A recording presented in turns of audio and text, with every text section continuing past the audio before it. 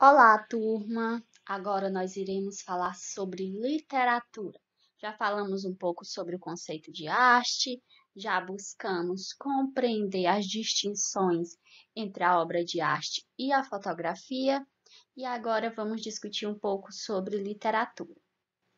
A literatura, desde a primeira aula sobre essa questão da arte, que eu comento com vocês que a literatura é arte, não é isso?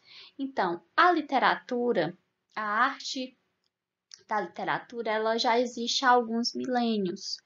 Antes de Cristo, por exemplo, nós temos o filósofo Aristóteles, que ele já teorizava, né, sobre a literatura, sobre a poética, porque no início que esses textos literários surgiram, todos eles eram escritos em formatos de verso.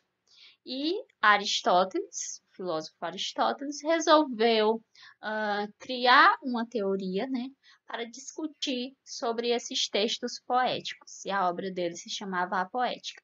Então, quando nós falamos nessa arte literária, de antemão, já é bom a gente levar essa informação, né, de que quando nós falamos em literatura, a literatura é uma arte que existe há muito tempo mesmo, certo?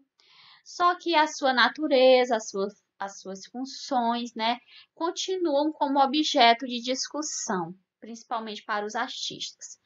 Pelo fato dela existir há muito tempo, há alguns milênios, não significa que tudo que foi discutido, digamos que há 300 anos, continua da mesma forma. Não.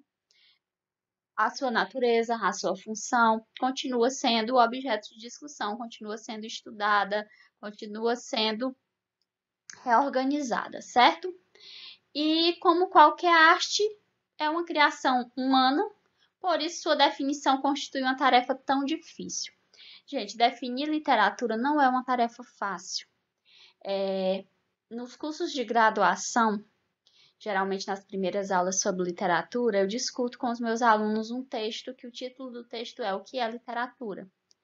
É um texto de umas 15 páginas. A gente lê o texto e quando a gente termina de ler, a gente percebe que não existe um conceito pronto para a literatura.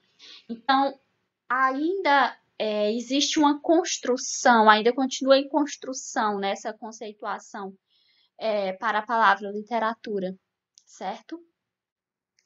E o homem, como ser histórico, tem anseios, necessidades e valores que se modificam constantemente. Suas criações, né, entre elas a literatura, refletem seu modo de ver a vida e de estar no mundo. Assim, ao longo da história, a literatura foi concebida de diferentes maneiras.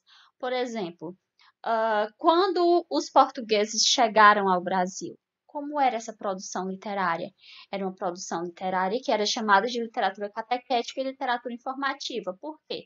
Porque eram textos que estavam preocupados em informar a coroa como era essa terra descoberta, né, descoberta entre aspas, e também textos voltados para a catequização dos indígenas.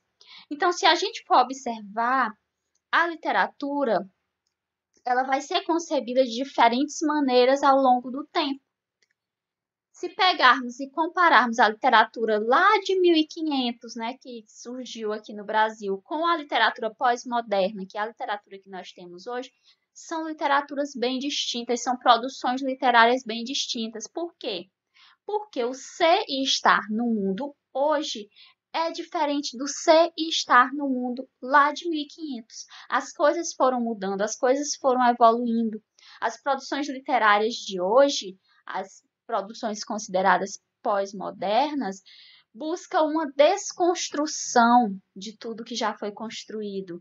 Por quê? Porque estamos vivendo nessa época, estamos vivendo numa época em que há uma fragmentação do sujeito, há uma busca, né, pela identidade. Então, tudo isso é apresentado para nós também através do texto literário. Mas afinal, o que é literatura? E aí, no livro didático de vocês, tem um conceito bem básico que diz que a literatura é a arte que utiliza a palavra como matéria-prima de suas criações. Então, a literatura é a arte da palavra. Nós já sabemos que literatura é uma arte, não é isso? Só que a literatura é a arte da palavra, a literatura ela vai trabalhar com as palavras, certo? Eu aproveitei também para pegar no próprio livro de vocês, né, um poema que nós temos, na parte do livro em que há essa discussão sobre o que é literatura, tem esse poema que se chama Poética, de Cassiano Ricardo. E o mais interessante desse poema é porque ele surge através de perguntas, não é? Eu tenho a primeira pergunta e a segunda pergunta. A primeira pergunta diz assim: o que é a poesia? E a resposta: uma ilha cercada de palavras por todos os lados. E a segunda pergunta: que é poeta? Um homem que trabalha o poema com o suor do seu rosto. Um homem que tem fome como qualquer outro homem. Observem que aqui nós estamos utilizando o poema para falar sobre o poema. E a literatura também pode ser isso, sabe? Através desse poema aqui, a gente está vendo um pouco como é o processo de criação poética. Porque eu acho que algumas vezes a gente vê um determinado texto poético e imagina, isso aqui é uma coisa muito simples. Eu sou capaz de fazer isso, qualquer pessoa é capaz de fazer isso. Mas não é tão simples assim. Esse processo de escolha das palavras para causar encantamento, para ter esse valor estético, para conquistar o meu leitor, não é um processo assim tão simples como muitas vezes a gente imagina. Como é colocado aqui pelo eu lírico, quem é o eu lírico? A voz que fala dentro do poema, ok? Então, como é que é colocado aqui pelo eu lírico? Que o poeta é um homem que trabalha o poema com o suor do seu rosto. Então, é um processo difícil, é um processo doloroso. Esse processo de criação do texto literário não é tão simples assim, ok? E dialogando com essa perspectiva desse processo de criação, nós temos o poema de Catar Feijão, de João Cabral de Melo Neto, em que o autor vai nos apresentar uma relação entre a criação poética com o ato de catar feijão. Ele vai nos dizer o seguinte: catar feijão se limita como escrever. Joga-se os grãos na água do alguidar e as palavras na folha de papel, e depois joga-se fora o que boiar.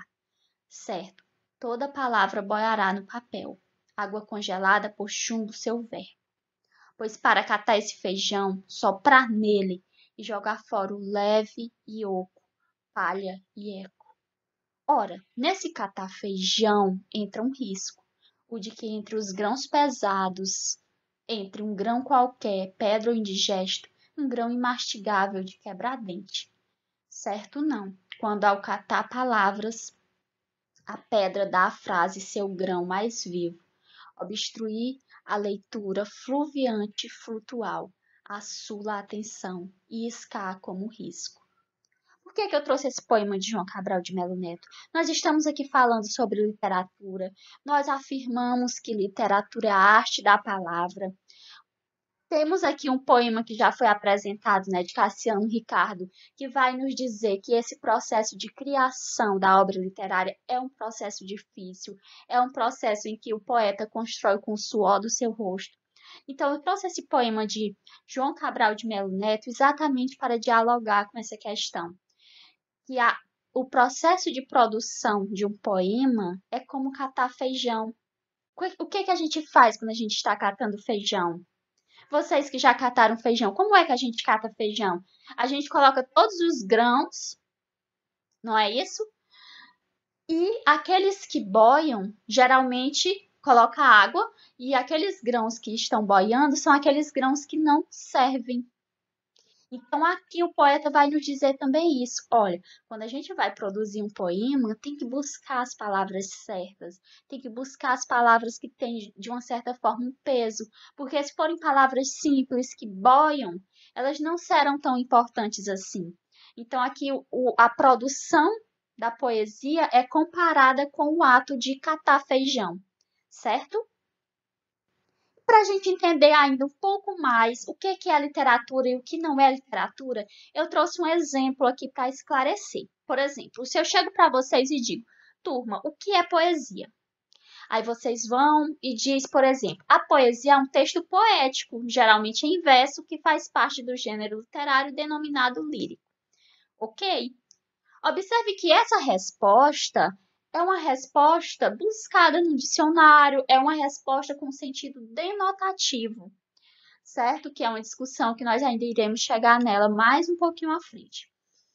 Mas aqui não existe nada de poético nesse texto, sabe? Quando eu pergunto o que é poesia e alguém me responde dessa forma, vai dizer que a poesia ela combina palavras, significados e qualidades estéticas.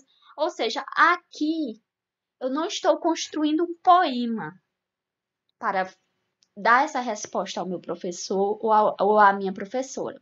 Mas imaginemos então que a resposta seja essa. Convite. Esse é o título do poema. E o poema diz: poesia é brincar com palavras, como se brinca com bola, papagaio e peão. Só que bola, papagaio e peão, de tanto brincar, se gastam. As palavras não. Quanto mais se brinca com elas, mais novas ficam. Como a água do rio, que é água sempre nova. Como cada dia, que é sempre um novo dia. Vamos brincar de poesia? O que nós observamos aqui? Que o texto anterior não é um texto literário. Por quê?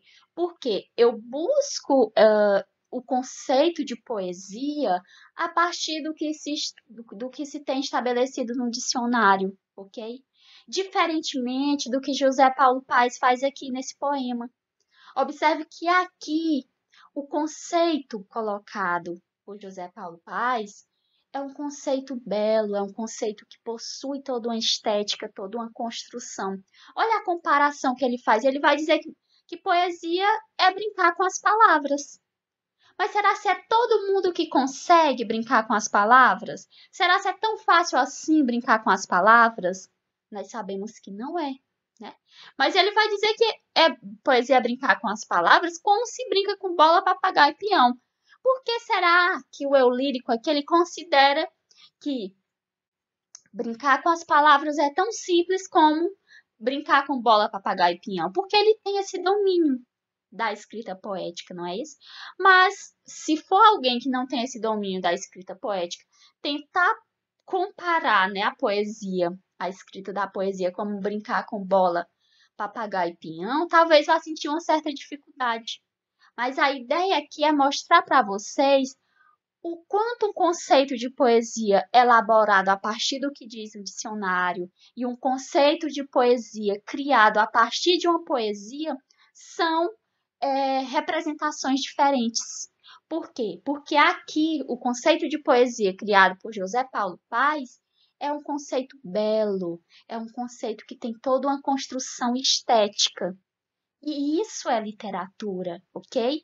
Isso que o José Paulo faz é poesia, certo? Essa foi a referência utilizada e um abraço virtual.